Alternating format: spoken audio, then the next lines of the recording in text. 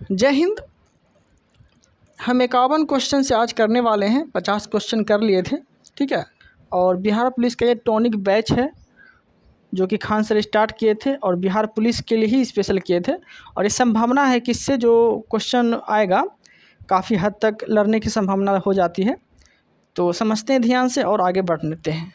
Okay, समझते हैं। पहला क्वेश्चन क्या बोला गया है? 51 नंबर, विनोबा भावे किस आंदोलन से जुड़ा हुआ है? तो भूदान आंदोलन से जुड़ा हुआ है। विनोबा भावे भूदान आंदोलन से जुड़ा हुआ है। मेघा पाटिल किस आंदोलन से जुड़ा हुआ है? नर्मदा बचाओ अभियान चलाया था मेघा पाटिल, ठीक है। सुंदरलाल बहुगुणा किस आंदोलन से जुड़ा हुआ है? तो चिपको आंदोलन से जुड़ा हुआ है। और जयप्रकाश नारायण आंदोलन, जयप्रकाश नारायण किस आंदोलन से जुड़ा हुआ था? तो संपूर्ण क्रांति से जुड़ा हुआ है जयप्रकाश नारायण। 52 नंबर क्वेश्चन देखते हैं, इनमें से कौन सही सम्मिलित नहीं है? तो लॉर्ड कर्जन जो है वर्नाकुलर प्रेस एक्ट नहीं लाया था, ओके। बाकी सभी सही है। लॉर्ड डलहौजी के समय हड़प नीति आया था। लॉर्ड मिंटो के समय क्या आया था? मिंटो द्वितीय होगा यहाँ पे। तो भारत परिषद अधिनियम 1909 के तहत आया था। और लॉर्ड ब्लेजली के समय क्या आया था? तो सहायक संधि आया था। तो आप इस तरह से क्वेश्चन को याद रखिए और अच्छे से सेट लगाने का प्रयास करिए, ठीक है। एग्ज़ाम नज़दीक है बिहार पुलिस का, तो हम इम्पोर्टेंट सब क्वेश्चन करा रहे हैं। और टॉनिक बैच का ये काम करेगा, टॉनिक का काम करेगा जो बिहार पुलिस में क्वेश्चन आते हैं। अब 53 नंबर क्वेश्चन क्या बोला गया है? होम रूल आंदोलन किसके द्वारा प्रारंभ किया गया था? तो बाल गंगाधर तिलक के द्वारा जो है होम रूल आंदोलन प्रारंभ किया गया था, ठीक है। आगे देखते हैं।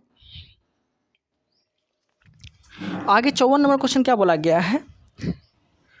बोला गया है कि स्वतंत्रता के पश्चात किस राज्य में पहली गैर कांग्रेसी सरकार बनी थी? तो केरल में जो है गैर कांग्रेसी सरकार बनी थी, ठीक है। 55 नंबर देखते हैं, किन्हें भारत का वायुवृद्ध कहा जाता है? मतलब भारत का जो है वृद्ध पुरुष किसे कहा जाता है? तो आप जो है इसमें लगा सकते हैं दादा भाई नौरोजी को भारत का वृद्ध पुरुष कहा जाता है, ठीक है। और लौह पुरुष अगर बोल दिया तो क्या बोलेंगे?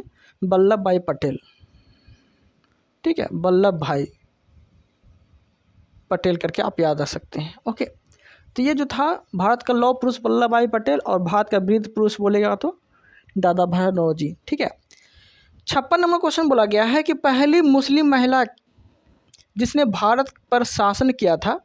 तो दिल्ली सल्तनत की पहली महिला शासिका बनी थी जिसका नाम क्या थी? तो रजिया सुल्तान। और इसका शासनकाल बोलेगा तो 1236 से 40 तक इसका शासनकाल रहा था। 1236 से 40 तक इसका शासनकाल रहा था, सॉरी। आगे देखते हैं। 57 नंबर क्वेश्चन बोला गया है कि मोहम्मद गौरी ने पहने जूते हुए क्षेत्र के प्रशासन के लिए नियुक्त किया था किसे? तो कुतुबुद्दीन ऐबक को नियुक्त किया था, ठीक है, जो कि मोहम्मद गौरी का ही गुलाम था कुतुबुद्दीन ऐबक।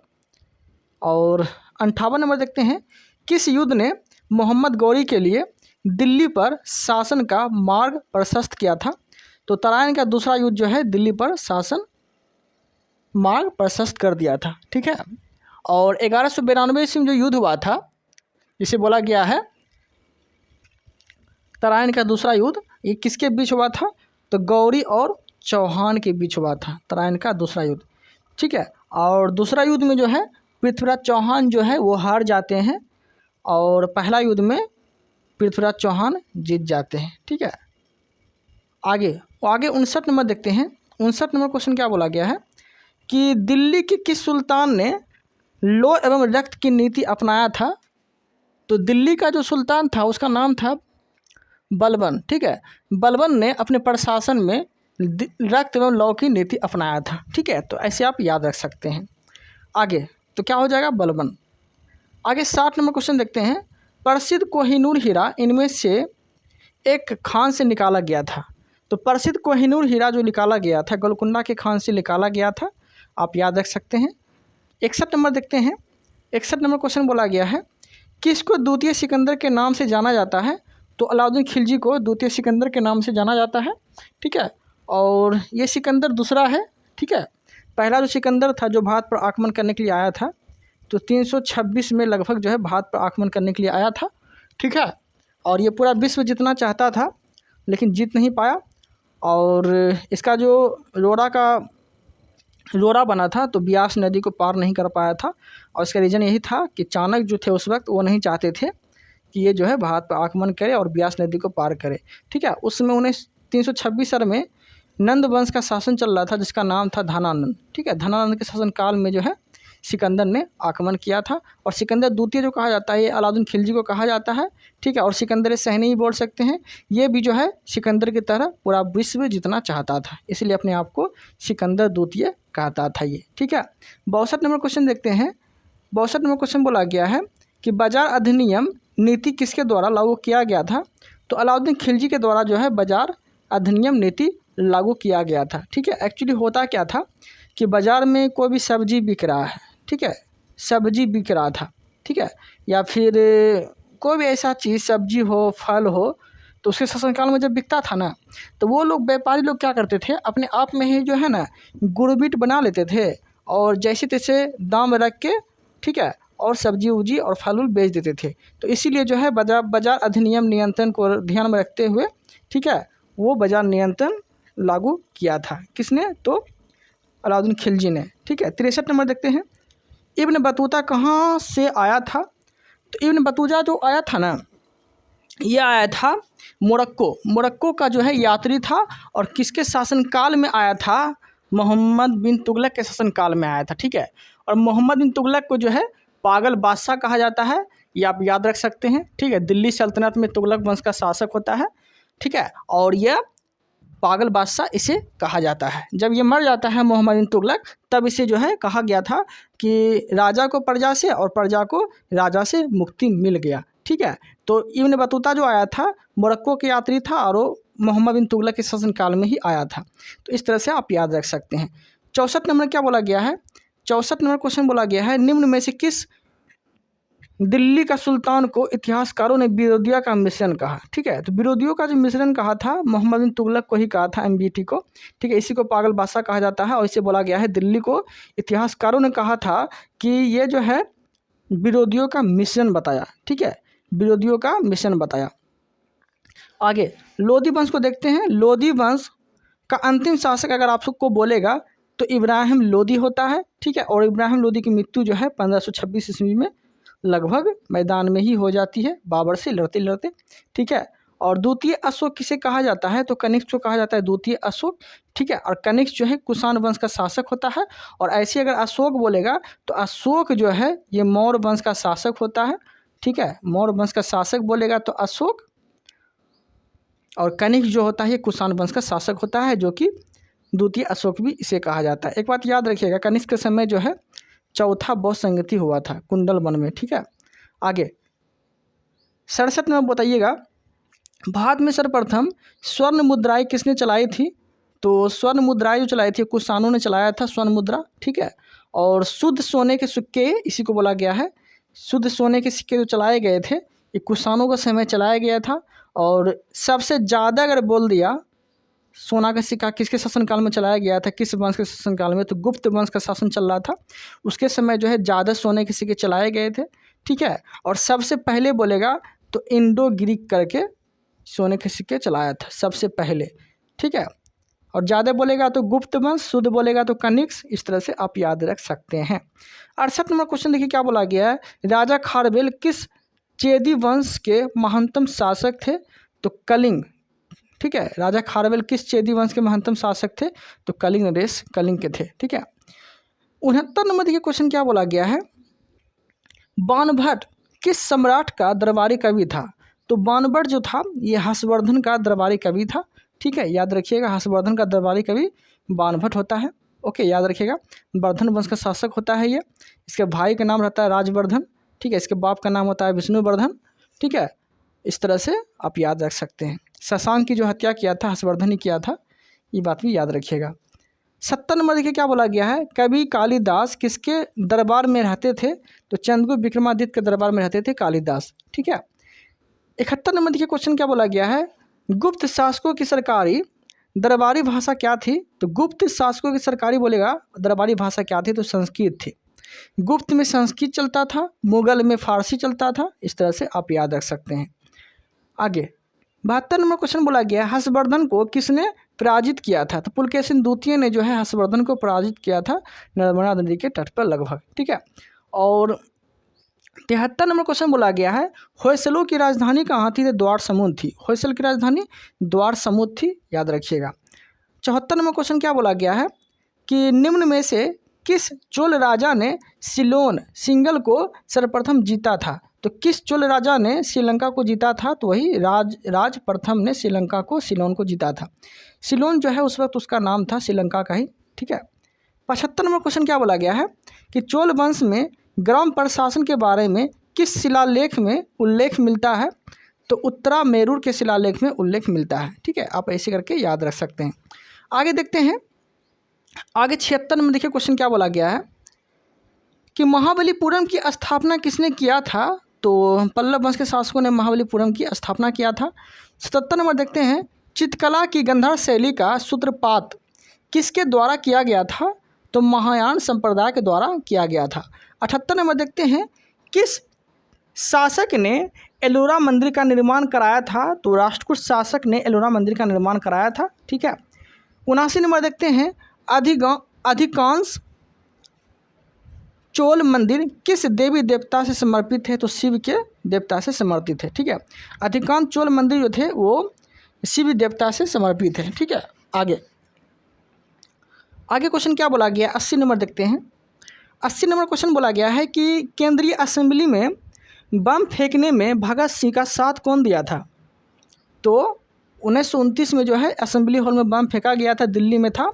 और बटुकेश्वर दत्त जो है असेंबली हॉल में जब बम फेंक रहा था भगत सिंह, तो बटुकेश्वर दत्त जो है बटुआ पकड़े थे और बम कौन फेंक रहे थे? तो भगत सिंह बम फेंके थे। लगभग 8 अप्रैल 1929 को असेंबली हॉल में बम फेंका गया था।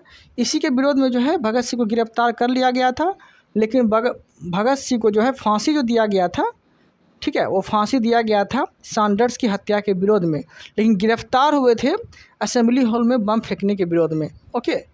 तो याद रखिएगा। और जब भगत सिंह को जब फांसी हुआ तो गवाह कौन बने थे? तो भारतीय व्यक्ति थे जो कि गवाह दे दिया था और बोला था कि भगत सिंह जो है सैंडर्स की हत्या किया था, हम देखे हैं, ठीक है। तो भारतीय के कहने पे जो है भगत सिंह को फांसी दे दिया गया था, क्योंकि गवाह जो थे वो भारतीय थे, ओके। तो याद रखिएगा, अपने लोग ही दिल दुखाते हैं, याद रखिएगा। गैरों को क्या पता कि दिल दुखता किससे है। चलिए 81 नंबर देखते हैं। अजंता की चित्रकला कृतियों में वर्णित कथानक है, ठीक है, तो जातक का। 82 नंबर है इलाहाबाद स्तंभ शिलालेख किसने बनाया था? तो हरिसेन ने बनाया था इलाहाबाद स्तंभ शिलालेख। प्रसिद्ध जैन केंद्र दक्षिण भारत में कहाँ स्थित है? तो श्रवणबेलगोला में स्थित है प्रसिद्ध जैन केंद्र। और श्रवणबेलगोला पड़ता कहाँ है? तो पड़ता है कर्नाटक में, ठीक है, कर्नाटक में पड़ता है श्रवणबेलगोला। और श्रवणबेलगोला में जो है चंद्रगुप्त मौर्य ने समाधि लिया था, जल समाधि, ठीक है, याद रखिएगा। और मेघदूत के लेखक कौन है? तो कालिदास है। मेघदूत के लेखक कालिदास है। अभिज्ञान शकुंतलम कालिदास है, ठीक है। अग्निमित्रम ये सभी जो है कालिदास के द्वारा लिखा गया, तो याद रखिएगा। और कालिदास ना ज़्यादातर रोमांटिक सब चीज़ जो है मतलब लिखा करता था, ठीक है, प्रेम से रिलेटिव ये लिखता था ज़्यादातर।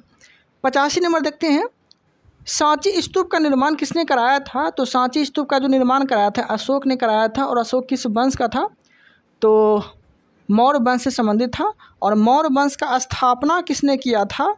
मौर्य वंश का तो चंद्रगुप्त मौर्य ने किया था। उसके बाद बिंदुसार आता है, उसके बाद अशोक आता है। इस तरह से आप याद रख सकते हैं, ओके। आगे है सिंधु सभ्यता वह एकमात्र स्थल जहाँ से कृत्रिम गोदीबारा मिला था। तो सिंधु सभ्यता का वह मात्र स्थल कौन था जहाँ गोदीबारा मिला था? तो वो लोथल था, ठीक है, लोथल था, ओके, याद रखिएगा। और लोथल जो है किस नदी के किनारे स्थित है? तो भगवा नदी के किनारे स्थित है, याद रखिएगा। आगे 87 नंबर देखते हैं। 87 नंबर देखिए क्वेश्चन क्या बोला गया है कि निम्नलिखित विद्वानों में से हड़प्पा सभ्यता का सर्वप्रथम खोजकर्ता किसे बोला गया है? तो दयाराम साहनी को जो है हड़प्पा सभ्यता का खोज किया था। कब किया था? तो 1921 में हड़प्पा सभ्यता की खोज किया था।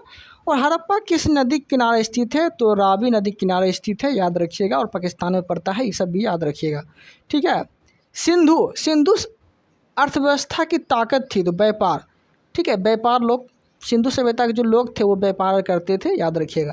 और सिंधु सभ्यता कैसी सभ्यता थी? तो नगरीय सभ्यता थी, याद रखिएगा। आगे आगे क्वेश्चन देखते हैं 89 नंबर। भारतीय शासन के प्रतीक शब्द सत्यमेव जयते निम्नलिखित में से किस ग्रंथ से लिया गया है?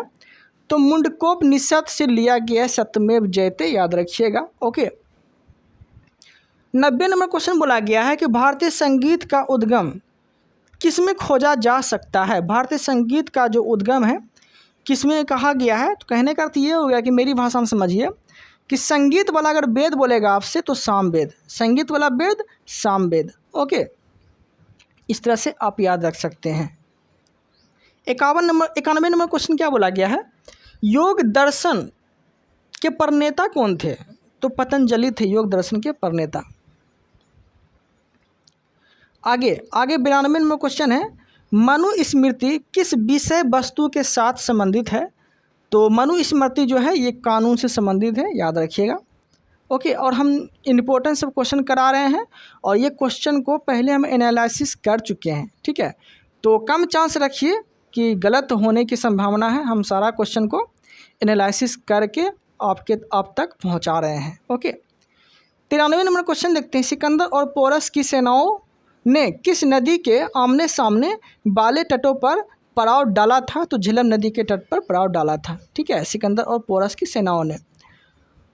आगे देखते हैं 94 नंबर क्वेश्चन है 94। मौर्य वंश के बाद किस वंश ने मगध पर शासन किया था? तो शुंग वंश ने मौर्य वंश का शासन किया था, शुंग वंश की किया था मौर्य वंश के बाद। इसका ट्रिक के माध्यम से आपको समझाने का प्रयास करते हैं, ठीक है, कभी नहीं फंसेंगे। इसका ट्रिक क्या है? हा सी ना मो सुख सा, ठीक है, ये ट्रिक है मेरा। हसीना मसुकसा हो से हर्यक वंश। आपसे बोलेगा दिल्ली सल्तनत में, मतलब कि मगध में शासन करने वालों का क्रम बताइए, इस तरह से क्वेश्चन पूछेगा आपसे, तो कितने मार लेंगे? तो कैसे मारेंगे? तो हो से हर्यक वंश, सी से शिशुनाग वंश, नो से नंद वंश, मो से मौर्य वंश, सु से शुंग वंश, को से कन्नब वंश, सा से सातवाहन वंश। टोटल जो है इस वंश को आप याद रख सकते हैं ट्रिक के माध्यम से। ओके, तो कभी कभी ट्रिक भी काम कर जाता है, एग्जाम में फंसता नहीं है लोग, ठीक है। तो इसका आंसर हो जाएगा शुंग वंश। 95 देखते हैं। जैनियों के पहले तीर्थकर कौन थे? मतलब जैन धर्म के पहले तीर्थकर किसे बोला गया है? तो ऋषभ देव को बोला गया है जैन धर्म के पहले तीर्थकर। 23वें बोलेगा तो पार्श्वनाथ को बोला गया है, और अंतिम बोलेगा और 24वें बोलेगा तो महावीर स्वामी को बोला गया है। कहने का अर्थ ये हो गया, जैन धर्म के पहले तीर्थकर ऋषभ देव, ठीक है, अंतिम तीर्थकर महावीर स्वामी, जो कि टोटल जो है 24 तीर्थकर हुए थे, और महावीर स्वामी जो है 24वें तीर्थकर में से एक थे, ठीक है। तो जैन धर्म में 24 तीर्थकर हुए थे, याद रखिएगा। आगे क्वेश्चन देखिए क्या बोला गया है 96 नंबर। कृष्णदेव राय के समकालीन कौन था? तो बाबर जो था उस वक्त कृष्णदेव राय के समकालीन था, ठीक है। आगे 97 नंबर देखते हैं। ब्राह्मणी राजाओं की राजधानी कहाँ था? तो गुलबर्गा था, ब्राह्मणी राजाओं की राजधानी गुलबर्गा था। अब समझते हैं, ध्यान से आप समझिएगा। एमबीटी के समय ना 2 राज विघटित हुआ था, एक था विजयनगर, एक था ब्राह्मणी समाज, ठीक है। विजयनगर की स्थापना हुआ था 1336 ईस्वी में। किया कौन था? तो हरियर एवं बुक्का ने किया था, ठीक है। और ब्राह्मणी समाज का स्थापना किया था हसन गंगू ने। किसने किया था? हसन गंगू ने किया था, ठीक है, ब्राह्मणी समाज की स्थापना। और किया कब था? तो 1347 में जो है हसन गंगू ने किया था। और यही हसन गंगू ने अपनी राजधानी कहाँ बनाया? तो गुलबर्गा बनाया था, गुलबर्गा बनाया था, ठीक है। तो इस तरह से आप याद रखिए, छोटा छोटा फैक्ट भी याद रखना ज़रूरी होता है, एग्जाम में फंसे तो मार दे। अब देखते हैं आगे 98 में क्वेश्चन बोला गया है। तालिकोटा का प्रसिद्ध युद्ध लड़ा गया था। तो तालिकोटा का जो युद्ध हुआ था ना 1565 में हुआ था तालिकोटा का युद्ध, याद रखिएगा। शेरशाह सूरी ने किस मुगल शासक को हराया था? तो हुमायूं को हराया था, ठीक है, हुमायूं को हराया था शेरशाह सूरी ने। हुमायूं का जो युद्ध हुआ था, मतलब हुमायूं और शेरशाह सूरी के जो बीच युद्ध हुआ था, इस तरह से युद्ध हुआ था। 1539 में चौसा का युद्ध हुआ था, चौसा का युद्ध हुआ था। और 1540 में बिलग्राम का युद्ध हुआ था। ठीक है, जब 1540 में जब हुमायूं जब हार जाता है तो ये लगभग जो है 15 साल के बाद आता है, फिर जाके गद्दी पे 1555 में फिर जाके बैठता है। ठीक है, तो हुमायूं और शेरशाह सूरी के बीच जब युद्ध बोलेगा तो चौसा का युद्ध 1539 में और बिलग्राम का युद्ध या कन्नौज का युद्ध 1540 में हुआ था। दोनों युद्ध जो हुआ था हुमायूं और शेरशाह सूरी के बीच ही युद्ध हुआ था, जिसमें कि दोनों युद्ध जो है शेरशाह सूरी ही जीता था। ओके, तो याद रखिएगा, एक बिहारी सौ पे भारी, इस तरह से। और 100 नंबर देखते हैं, भारतीय मुगल चित्रकला किस मुगल सम्राट के शासन काल में शुरू हुआ था। ठीक है, तो भारतीय मुगल चित्रकला किस मुगल सम्राट के शासन काल में शुरू हुआ था, तो हुमायूं के समय शुरू हुआ था। ठीक है, और हुमायूं किस वंश का शासक था, तो मुगल वंश का शासक था। और मुगल वंश का कभी कभी क्रम बोलता है। ठीक है, इसके बाद कौन आया था, इसके बाद कौन आया था, तो इस तरह से आप याद रख सकते हैं। इसका ट्रिक बता देते हैं आपको, भाज-शाह। ठीक है, ये मुगल वंश का क्रम था। तो मुगल वंश का स्थापना किया था बाबर, तो बी से हो गया बाबर, उसके बाद उसका बेटा आया हुमायूं, फिर आया अकबर, फिर आया जहांगीर, फिर आया शाहजहां, फिर लास्ट में आया औरंगजेब। इस तरह से मुगल वंश का क्रम था। ओके, तो उम्मीद है कि आप लोग को समझ में आ रहा होगा। आगे क्वेश्चन है, चित्तौड़गढ़ में विजय स्तंभ का निर्माण किसने किया था, तो किया था राणा कुंभा ने। चित्तौड़गढ़ में विजय स्तंभ का निर्माण किसने किया था, तो राणा कुंभा ने विजय स्तंभ का निर्माण किया था। ठीक है, इस तरह से आप याद रख सकते हैं। ओके, आगे देखते हैं। आगे क्वेश्चन जो है 102 नंबर क्वेश्चन है, हुमायूंनामा के रचनाकार बोला गया है। 102 नंबर, तो हुमायूंनामा के जो रचनाकार थे वो किसने किया था, तो गुलबदन बेगम ने ही जो है हुमायूंनामा का रचनाकार किया था, जो उसकी बहन थी। ठीक है, याद रखिएगा। आगे गुलबदन बेगम कौन थी, तो उसकी बहन ही थी जो हुमायूंनामा की रचना किया था। 103 नंबर देखते हैं, कन्नौज का बिलग्राम युद्ध जो 1540 ईस्वी में शेरशाह सूरी और किसके बीच हुआ था, तो आपको बताए ही थे, हुमायूं के बीच हुआ था। हुमायूं जो है हार जाता है। ठीक है, शेरशाह सूरी के बीच। ओके, और यही युद्ध में जो है हुमायूं जो है भाग जाता है। यही युद्ध में हुमायूं कहाँ भाग जाता है, तो लगभग ईरान भाग जाता है। और ईरान की एक महिला से शादी कर लेने के बाद जो है 1555 में फिर जाके दिल्ली सल्तनत की गद्दी पर बैठता है। ठीक है, तो आप याद रख सकते हैं ऐसे भी। और शेरशाह सूरी का जो मृत्यु होता है वो लगभग 1545 में मृत्यु हो जाता है इसका, कलिंजर अभियान के समय लगभग। तो वो हम आगे पढ़ेंगे। आगे देखते हैं 104 नंबर, देखिए क्वेश्चन क्या बोला गया है, अपने काल का महान संगीतक तानसेन किसके दरबार में था, तो अकबर के शासन काल में था। ठीक है, 105 देखते हैं, भारत के मतलब कि अकबर एक मात्र हिंदू दरबारी ने दीन इलाही को स्वीकार किया था। ठीक है, मतलब अकबर के दरबार में एकमात्र हिंदू था दरबारी जो कि दीन इलाही धर्म को स्वीकार किया था, तो वह किया था बीरबल ने। बीरबल का असली नाम क्या होता है, तो महेश दास होता है, और महेश दास जो है एक तरह से राजपूत होता है। ठीक है, 106 नंबर देखते हैं। 106 नंबर क्वेश्चन बोला गया है, खालसा पंथ की स्थापना गुरु गोविंद सिंह ने किस वर्ष किया था, तो 1699 में किया था। ठीक है, आगे देखते हैं 107 नंबर, अलबरूनी किसके साथ भारत आया था, तो गजनवी के साथ भारत आया था अलबरूनी।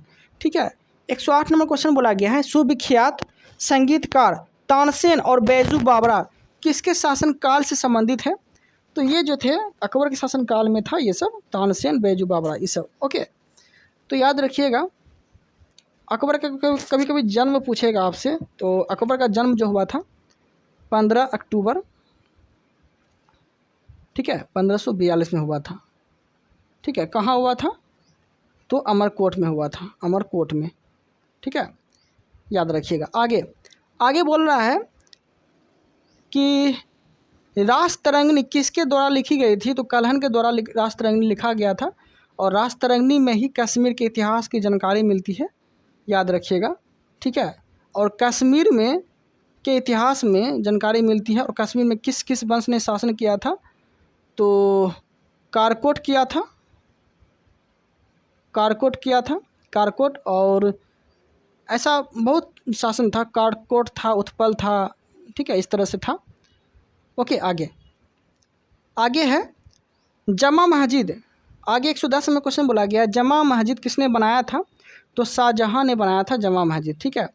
महाराष्ट्र में भक्ति पंथ किसके शिक्षा प्रचार के लिए फैला था? तो संत ज्ञानेश्वर के शिक्षा प्रचार के लिए फैला था, ठीक है। 112 में क्वेश्चन बोला गया अजमेर में किस सूफी फकीर की दरगाह है? तो मुइनुद्दीन चिश्ती की दरगाह है अजमेर में। ओके, आगे देखते हैं 113 नंबर क्वेश्चन बोला गया है कि भारतीय राष्ट्रीय कांग्रेस किस अधिवेशन में पूर्ण स्वराज का लक्ष्य रखा था? तो लाहौर अधिवेशन में पूर्ण स्वराज का लक्ष्य रखा था। और यह हुआ कब था? तो 1929 में हुआ था लाहौर अधिवेशन। किसकी अध्यक्षता में? तो जवाहरलाल नेहरू की अध्यक्षता में हुआ था। ओके, आगे तो इसके पीछे कहानी भी है। इसके पीछे कहानी क्या है कि 1928 में 1928 में जवाहरलाल नेहरू का जो पिता था मोतीलाल नेहरू, वो क्या किया था 1928 में अपना बजट पेश किया था। स्वायत्त राज का एक मांग रखा था, लेकिन उसके मांग को नकार दिया गया। और उस समय जो अंग्रेज़ था उस अंग्रेज़ का नाम क्या था? बर्केनहेड, ठीक है। तो बर्केनहेड ने जो है 1928 में इसके पिता का जो है फरमान फाड़ दिया गया था, नकार दिया गया। तो यही जवाहरलाल नेहरू ने जो है शपथ लिया कि हम जो है अब मुझे स्वायत्त राज का दर्जा नहीं बल्कि पूरा पूर्ण स्वराज का दर्जा चाहिए। तो 1929 में जो है लाहौर अधिवेशन में पूर्ण स्वराज का मांग रख दिया गया था, ठीक है। इस तरह से कहानी था। जब मॉडर्न हिस्ट्री जब पढ़ाएंगे तो आपको हम बताएंगे अच्छे से। 114 में बोला गया है बारदोली सत्याग्रह के नेता कौन थे? तो वल्लभ भाई पटेल थे बारदोली सत्याग्रह के नेता, ठीक है। 115 देखते हैं। 115 बोला गया है नोआखली स्थित है। तो बांग्लादेश में नोआखली स्थित है। अकबर के शासनकाल में सेना प्रमुख को क्या कहते हैं? तो मीर बख्शी कहते हैं सेना के प्रमुख, ठीक है। आगे देखते हैं 117 नंबर शाहजहां ने मोती मस्जिद कहाँ बनाई थी? तो बनाई थी आगरा में। मोती मस्जिद कहाँ बनाई थी? तो आगरा में बनाई थी। 118 देखते हैं इंग्लैंड के तत्कालीन राजा जेम्स प्रथम के द्वारा जहांगीर के शाही दरबार में राजदूत के रूप में निम्नलिखित में से किसको भेजा गया था? तो हॉपकिंस को भेजा गया था, ठीक है। हॉपकिंस को भेजा गया था, याद रखिएगा। और जहांगीर ने इंग्लिश खां की उपाधि इसको दिया था क्योंकि इंग्लिश अच्छा बोल रहे थे ये, तो इसे इंग्लिश खां की उपाधि दे दिया था जहांगीर, ठीक है, याद रखिएगा। 119 देखते हैं मुगलों का लाल किला में रहना किसके द्वारा प्रतिबंधित किया गया था? तो जॉन निकोलस के द्वारा प्रतिबंधित किया गया था। 120 में बोला गया है अकबरनामा की रचना किसने किया था? तो अबुल फजल ने किया था अकबरनामा की रचना। आगे देखते हैं 121 नंबर कि बीबी का मकबरा भारत में कहाँ स्थित है? तो औरंगाबाद महाराष्ट्र में पड़ता है, महाराष्ट्र में स्थित है, ठीक है। आगे 122 नंबर निम्न में से किसको जिंदा पीर कहा जाता है? तो औरंगजेब को जिंदा पीर कहा जाता है। और इसी ने ही गुरु तेग बहादुर को, जो कि नौवें गुरु थे, गुरु तेग बहादुर, इसी को जो है फांसी दे दिया गया था। किसके द्वारा? तो औरंगजेब के द्वारा, इसीलिए इसको जिंदा पीर कहा गया था। बहुत ही क्रूर शासक था ये औरंगजेब, याद रखिएगा, ठीक है। और ये जो है संगीत प्रेमी नहीं था, लेकिन खुद जो है क्या बजाता था? तो बीना बजाता था, ठीक है। जब इसको पता चला कि बीना जो है हिंदू और का ये है, तो फिर बीना बजाना वो छोड़ दिया। इस तरह से था और बहुत ही क्रूर शासक था, याद रखिएगा। आगे एक क्वेश्चन और पूछेगा कि मुगल काल में चरमोत्कर्ष पर जो शासन पहुंचा था तो औरंगजेब के समय ही पहुंचा था, ठीक है। आगे 123 में बोला गया है चौथ क्या था? तो चौथ क्या है? तो पड़ोसी राज्यों पर शिवाजी द्वारा लगाया गया भूमि टैक्स था यह चौथ।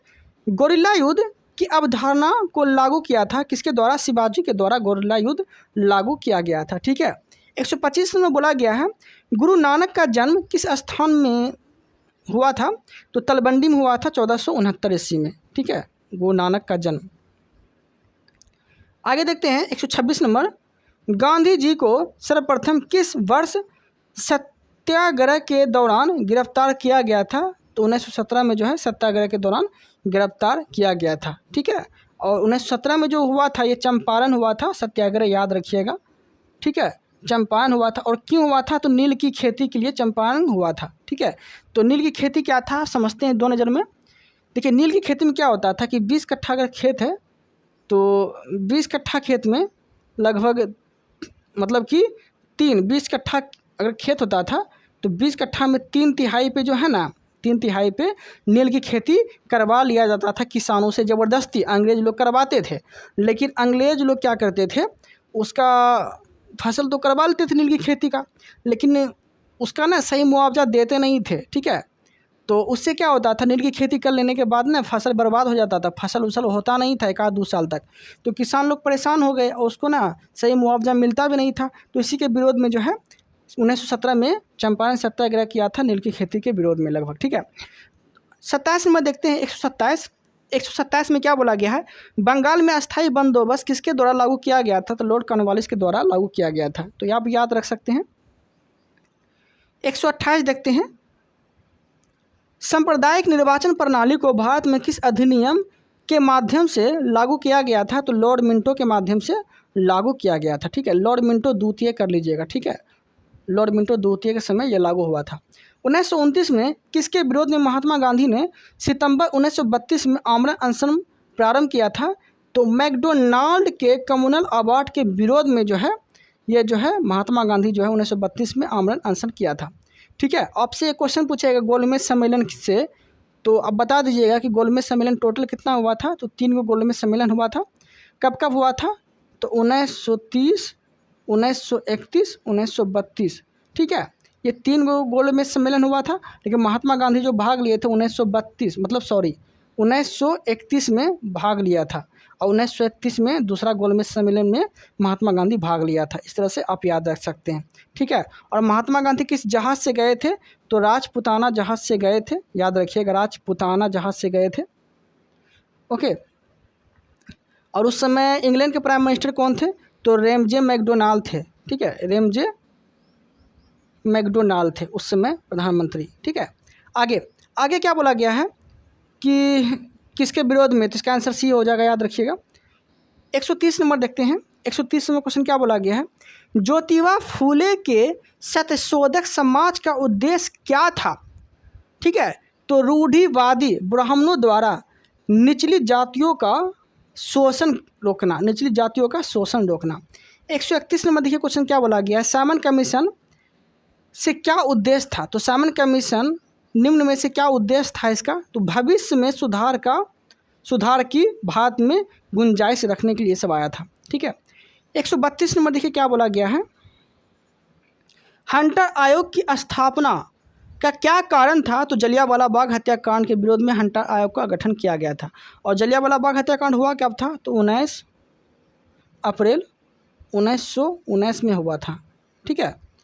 सॉरी 19 अप्रैल नहीं, 13 अप्रैल, ठीक है, 13 अप्रैल 1929 में हुआ था। और इस समय गवर्नर कौन था, तो जेम्स फोर्ड था, ठीक है, जेम्स फोर्ड था गवर्नर।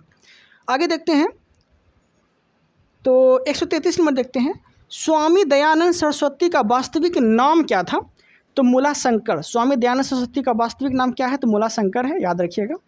आगे 134 नंबर क्वेश्चन क्या बोला गया है, स्वदेशी आंदोलन का प्रारंभ हुआ था, तो बंगाल विभाजन के विरोध में स्वदेशी आंदोलन प्रारंभ हुआ था, ठीक है। 132 नंबर देखते हैं, भारत में किस रियासत में सर्वप्रथम हड़प नीति का पालन किया गया था, तो हड़प नीति जो हुआ था ये डलहौजी के द्वारा प्रारंभ किया गया था और पहली बात जो है सतारा को 1848 में हड़पा गया था, सतारा को, ठीक है। तो इस तरह से आप याद रख सकते हैं, ओके। आगे देखते हैं, आगे क्वेश्चन क्या बोला गया है, तो आगे जो क्वेश्चन है वो 136 नंबर है, निम्नलिखित में से कौन सम्मिलित नहीं है, तो इनका जो आंसर हो जाएगा, ठीक है, इसका आंसर हो जाएगा कौन सम्मिलित नहीं है, तो मिलाते हैं, तो इसका आंसर हो जाएगा रामोसी विद्रोह से कौन संबंधित है, तो चित्तर सिंह संबंधित है, पश्चिमी घाट में हुआ था। और अहोम विद्रोह कहाँ हुआ था, कहाँ पे हुआ था, असम में हुआ था और गोमधर कुमार जो है इसकी अध्यक्षता किया था। तो सन्यासी विद्रोह रिलेटिव नहीं रखता है, ये देख लीजिएगा आप, ठीक है, अच्छे से ध्यान में नहीं आ रहा है मुझे अच्छे से, लेकिन बाकी ये सब जो लिखे हैं ना, कौन किसका क्या किया था। तो अहोम विद्रोह का नेतृत्व किया था गोमधर कुमार, और सन्यासी विद्रोह का नेतृत्व किया था चित्तर सिंह पश्चिमी घाट से। इस तरह से आप याद रख सकते हैं, ठीक है। 137 नंबर देखते हैं, ठीक है। 137 नंबर देखिए, यहाँ कुछ क्वेश्चन दिया गया है, वो भी देख लेते हैं। नील विद्रोह कौन किया था? तीरथ सिंह ने किया था, ठीक है। और मोपला विद्रोह कहाँ हुआ था? तो केरल में हुआ था। कोका आंदोलन कहाँ हुआ था? पंजाब में हुआ था। ताना भगत आंदोलन कहाँ हुआ था? तो बंगाल में हुआ था। किया था कौन नेतृत्व? जतरा भगत नेतृत्व किया था। इस तरह से आप याद रखिए कुछ इंपॉर्टेंट क्वेश्चन, ठीक है। आगे 137 नंबर देख लेते हैं। 137 नंबर देखिए, क्वेश्चन क्या बोला गया है? निम्नलिखित में से कौन सुमेलित है? सुमेलित नहीं है, ठीक है। तो 1857 का वायसराय कौन था? ठीक है, 1857 का वायसराय अगर बोलेगा आपसे तो याद रखिएगा, 1857 के वायसराय बोलेगा तो लॉर्ड कैनिंग था। 1857 में वायसराय कौन था? लॉर्ड कैनिंग था, ओके। और लॉर्ड कैनिंग का शासनकाल कब से कब था? तो इसका शासनकाल जो था, इसका शासनकाल था 1856 से 1862 तक लॉर्ड कैनिंग का शासनकाल रहा था, ठीक है, ओके। बाकी और भी दिया गया है, वो भी देखते हैं। महारानी विक्टोरिया के घोषणा पत्र जो है ये कब पढ़ा था? तो 1 नवंबर 1858 को पढ़ा था। खांसी विद्रोह कहाँ का नेतृत्व किसने किया था? तो हुरोज किया था। सेना का पुनर्गठन किस आयोग की सिफारिश पे हुआ था? तो पील आयोग की सिफारिश पे हुआ था। जलियांवाला बाग हत्याकांड की समिति पे कौन सा गठन हुआ था? हंटर आयोग का गठन हुआ था। स्वराज दल की स्थापना किसने किया था? मोतीलाल नेहरू ने किया था। आज़ाद हिंद फौज का जो नेतृत्व किया था लक्ष्मी सहगल था, ठीक है। इस तरह से आप याद रख सकते हैं। तो 37 नंबर का क्वेश्चन बोला गया था कि इनमें कौन सुमेलित नहीं है? तो 1857 का जो वायसराय था ना, वो लॉर्ड कैनिंग था, जिसका शासनकाल 1856 से 1862 तक रहा था, ठीक है। इस तरह से आप याद रख सकते हैं। 38 नंबर देखते हैं। 138 में क्या बोला गया है? क्रीमिया का युद्ध कब हुआ था? तो यह हुआ था 1853 से 1856 में, ठीक है। क्रीमिया का युद्ध चला था। 139 देखते हैं। खुदाई खिदमत गार पार्टी की स्थापना किसने किया था? तो अब्दुल गफ्फर किया था। अब्दुल गफ्फर खान ने किया था खुदाई खिदमत गार की स्थापना। 140 देखते हैं। 140 में क्वेश्चन बोला गया है कि गांधी जी ने साबरमती आश्रम की स्थापना किस वर्ष किया था? तो 1915 में किया था साबरमती आश्रम की स्थापना। और साबरमती आश्रम की स्थापना करने के लिए धन कौन दिया था? तो अम्बालाल साराभाई दिया था। अम्बालाल साराभाई दिया था, ठीक है। और महात्मा गांधी जिस कुटिया में रहते थे उस कुटिया का क्या नाम था? तो हृदय कुंज याद रखिएगा, हृदय कुंज था, ठीक है। आगे देखिए क्वेश्चन क्या बोला गया है। आगे बोला गया है कि 141 नंबर, गदर पार्टी की स्थापना किसने किया? तो लाला हरदयाल ने किया था। कब किया था? तो 1913 में किया था, ठीक है। सैन फ्रांसिस्को में हुआ था। सैन फ्रांसिस्को में हुआ था गदर पार्टी की स्थापना, ठीक है। और आगे देखते हैं। तुर्की में खलीफा का पद किस वर्ष समाप्त किया गया था? तो 1924 में खलीफा का पद समाप्त कर दिया गया था, ठीक है। तो इस तरह से आप याद रख सकते हैं। 143 नंबर देखते हैं क्या बोला गया है। 143 बोला गया है कि 1932 में पुनः समझौता किसके बीच हुआ था? तो गांधी जी और अंबेडकर के बीच हुआ था, ठीक है, पुनः समझौता। लेकिन हस्ताक्षर बोलेगा किसके बीच हस्ताक्षर हुआ था? तो गांधी जी तो उस वक्त जेल में थे, ठीक है। तो हस्ताक्षर करेगा कौन? तो गांधी जी का समर्थक में कौन था? तो मोतीलाल नेहरू किया था हस्ताक्षर। और किसके बीच हुआ था? तो अंबेडकर के बीच हुआ था, ठीक है। समझौता बोलेगा तो महात्मा गांधी और अंबेडकर के बीच हुआ था। लेकिन हस्ताक्षर बोलेगा तो मोतीलाल नेहरू और अंबेडकर के बीच हुआ था। मोतीलाल नेहरू जो था, मोतीलाल नेहरू नहीं बोलिएगा, ठीक है, मदन मोहन मालवीय, ओके, गलती से निकल गया मोतीलाल नेहरू। तो मदन मोहन मालवीय याद रखिएगा, ठीक है, सॉरी उसके लिए, दोनों मुँह से ही आता है इसलिए गलती से निकल गया। तो मदन मोहन मालवीय हस्ताक्षर किए थे महात्मा गांधी की तरफ से, और अंबेडकर साहब और महात्मा गांधी के बीच समझौता हुआ था, ठीक है। आगे देखते हैं। हिंदू महासभा के संस्थापक कौन थे? मदन मोहन मालवीय थे। 145 देखते हैं। भारत में खिलाफत आंदोलन कब और किस देश के शासक के बीच हुआ था? खिलाफत आंदोलन तो तुर्की में हुआ था, 1920 में हुआ था। सविनय अवज्ञा आंदोलन कब और किस यात्रा से शुरू हुआ था? तो दांडी यात्रा से शुरू हुआ था। यह हुआ कब था? तो 1930 में हुआ था। ठीक है, तो आप इस तरह से आप याद रख सकते हैं। ठीक है, आगे देखते हैं। सर्वेंट ऑफ इंडिया सोसाइटी के संस्थापक कौन हैं? तो गोपाल कृष्ण गोखले हैं। ये किया कब था? तो 1905 में। ठीक है जी। और महात्मा गांधी किसकी कृतियों के अत्यधिक प्रभावित थे? तो लियो टोल्स्टॉय से सर्वाधिक प्रभावित थे। ठीक है, महात्मा गांधी के गुरु बोलेगा आपसे तो गोपाल कृष्ण गोखले थे गुरु। ठीक है, तो आप इस तरह से भी याद रख सकते हैं आप। ठीक है, महात्मा गांधी के गुरु गोपाल कृष्ण गोखले। और महात्मा गांधी प्रभावित किससे थे ज़्यादा? तो लियो टोल्स्टॉय से प्रभावित थे। किससे थे? तो लियो टोल्स्टॉय से प्रभावित थे। ठीक है, क्वेश्चन को पूरा एनालिसिस करके आप तक पहुंचाने का प्रयास किए हैं। ठीक है, आप लोग को मेरा ये कंटेंट अच्छा लग रहा है और एनालिसिस अगर अच्छा लग रहा है तो आप मेरा ज़रूर चैनल को सब्सक्राइब कर लीजिएगा ताकि मेरा कंटेंट आप तक पहुंच सके। 1928 में 149 में बोला गया, 1928 में बारदोली किसान आंदोलन का नेतृत्व किसने किया था? तो सरदार वल्लभ भाई पटेल ने किया था। ठीक है, इसी को जो है लौह पुरुष कहा जाता है। भारत का लौह पुरुष सरदार वल्लभ भाई पटेल। 150 देखते हैं। कामागाटा मारू को किसने किराए पर लिया था? तो बाबा गुरुदत्त सिंह ने कामागाटा मारू को लिया था। कामागाटा मारू का क्या था? तो एक जहाज़ था। ठीक है, इस तरह से आप याद रख सकते हैं। ओके देन, हम जो है टोटल जो है 150 क्वेश्चन कर लिए हैं। और आगे जो देखने वाले हैं हम लोग, वो आगे हम ज्योग्राफी के बारे में पढ़ेंगे, लेकिन वो अगले वीडियो में जानेंगे। ओके, इस वीडियो में इतना ही रखते हैं। Okay, thank you, thanks for watching.